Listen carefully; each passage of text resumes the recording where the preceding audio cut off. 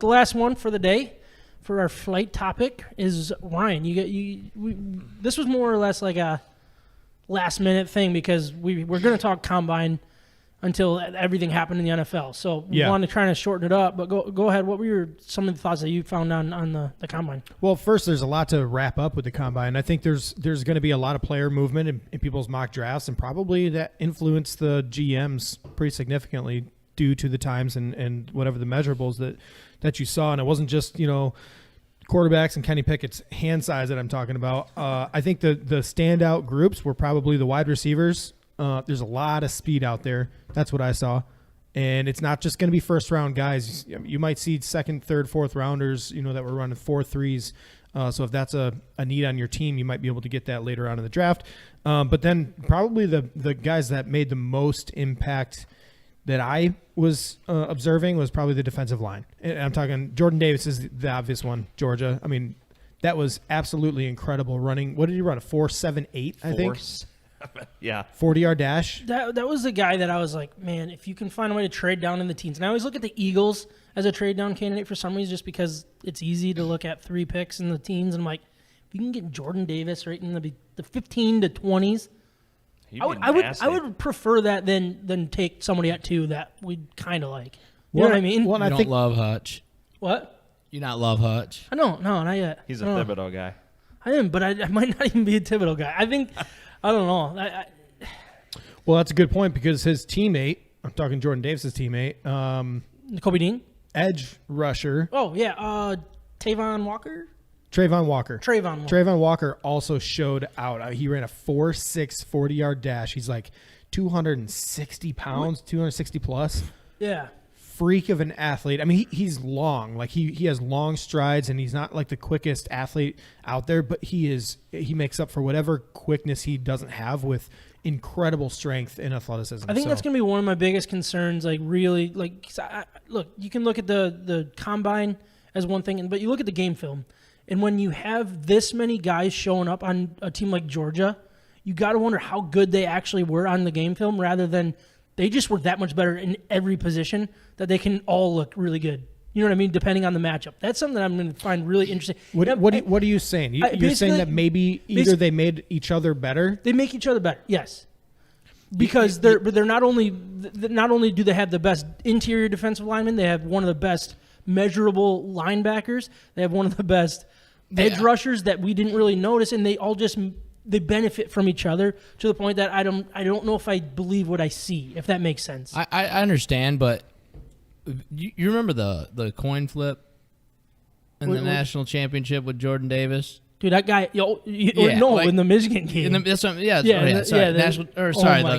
championship. I wish, but the game. I just pulled it up to see if I could find it, but that game over right at the coin flip. That was when I knew. I think Ryan and I kind of looked at each other. I wish I could take my like, bets back right there. Oh boy, What are you standing there looking like Goliath? I couldn't believe it. Dude is a monster and he's fast. Yeah. Which I mean, I don't care if my interior defensive lineman's fast or not.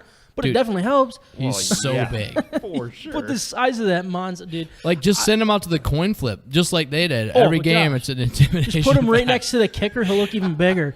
Send your kicker, send Jordan Davis, and he'll be like, oh, my What do you God. think that I would look like next to him?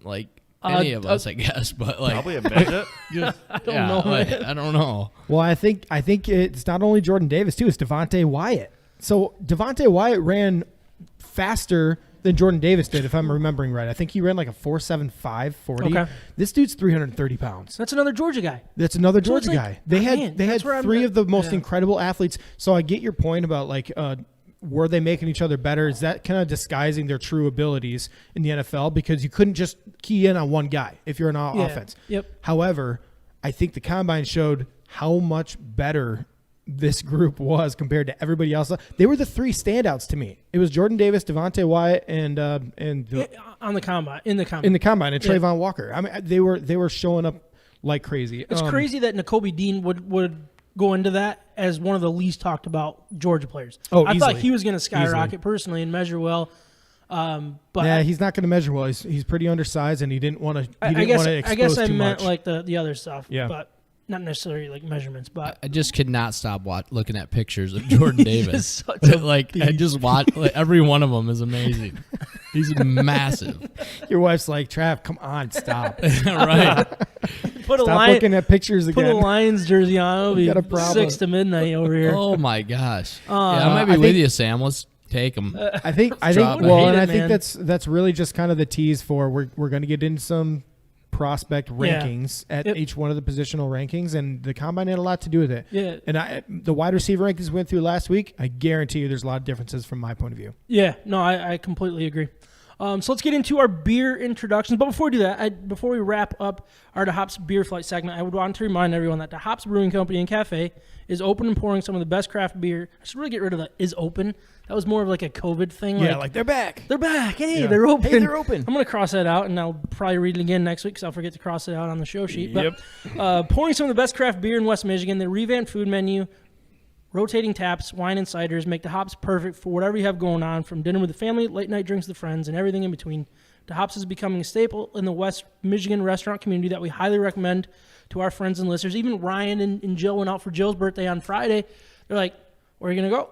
"I kind of want to go to the Hops." Been here twice. Like twice in Jill's 2 a weeks. big The Hops fan. Yeah, now, twice so. in a week and a half, probably actually. So yeah, we're this is becoming home a little bit. They also have the Taco Tuesday, which we are here on Tuesday. We didn't get any tacos today. We should have got some of those. I didn't even think about it. But you can pair a taco with a 250 seltzer, margarita seltzer, which are solid. So yeah, it's a good way to go. They also have new mahi mahi tacos, not your father's grilled cheese, and smothered fries. I was talking to the cook. Sorry, I forget his name. You guys know his name? Probably not. No. About the smothered fries, he recommends those hard. So I gotta try them. I gotta try them. What was that burger and beer thing? Was that Friday's special? That That- picture of that burger? Yeah. Ooh. Travis literally Friday. pulling up when Jordan Davis walks up. Jeez, Trav. I just got to see it Careful. again.